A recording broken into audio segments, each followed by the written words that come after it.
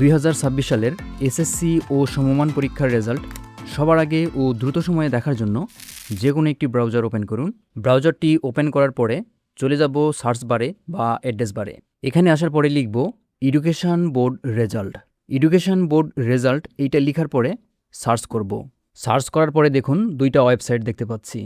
একটা হচ্ছে education board result আর একটা হচ্ছে ই বোর্ড রেজাল্ট। এই দুইটা সাইটের মধ্যে প্রথমে যে সাইটটা রয়েছে educationboardresult.gov.bd, এইটাতে প্রবেশ করার চেষ্টা করব।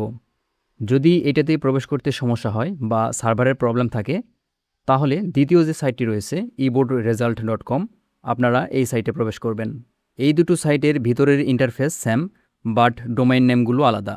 সুতরাং একটি সাইটে প্রবেশ করলেই অন্য সাইটটি অটোমেটিক বুঝে যাবেন। এখন প্রথমে যে সাইটটি দেখতে পাচ্ছেন এই সাইটেই প্রবেশ করছি। এখানে প্রবেশ করার পরে ভেরিফিকেশন সম্পন্ন হয়ে এইরকম ইন্টারফেস শো করবে। এখানে আসার পরে দেখুন শুরুতেই নেম অফ বোর্ড রয়েছে। এখানে ক্লিক করলে সবগুলো বোর্ডের নাম দেখাবে। আপনি যেই বোর্ড থেকে পরীক্ষা দিয়েছেন সেই বোর্ডটি সিলেক্ট করে দিবেন। তারপরে নেম অফ এক্সামিনেশন, এখানে ক্লিক করে এসএসসি দাখিল এইটা সিলেক্ট করে দিবেন। ঠিক আছে, এরপরে ইয়ার অফ এক্সামিনেশন, এখানে ক্লিক করে আপনি কত সালের রেজাল্ট দেখবেন সেটা সিলেক্ট করে দিতে হবে।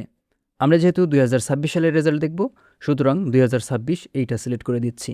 এরপরে টাইপ অফ রেজাল্ট, এখানে ক্লিক করে ইন্ডিভিজুয়াল এইটা সিলেক্ট করব।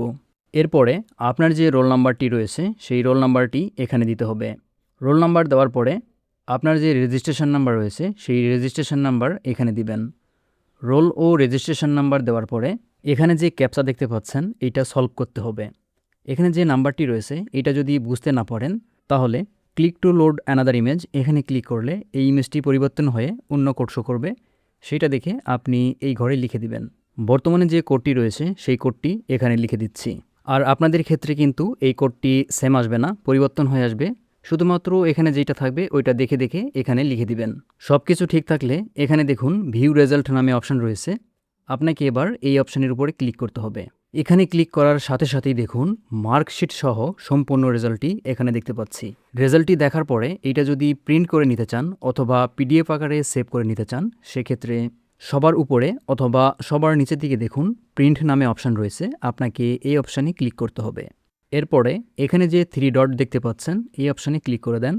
এখানে ক্লিক করার পরে দেখুন সেভ অ্যাজ পিডিএফ, এই অপশানে ক্লিক করে সেভ অপশানে ক্লিক করলেই আপনার রেজাল্টটি ফাইল ম্যানেজারে সেভ হবে। দেন পরবর্তী সময়ে পিডিএফ আকারে দেখতে পারবেন অথবা চাইলে যে কোনো সময় প্রিন্ট করে নিতে পারবেন।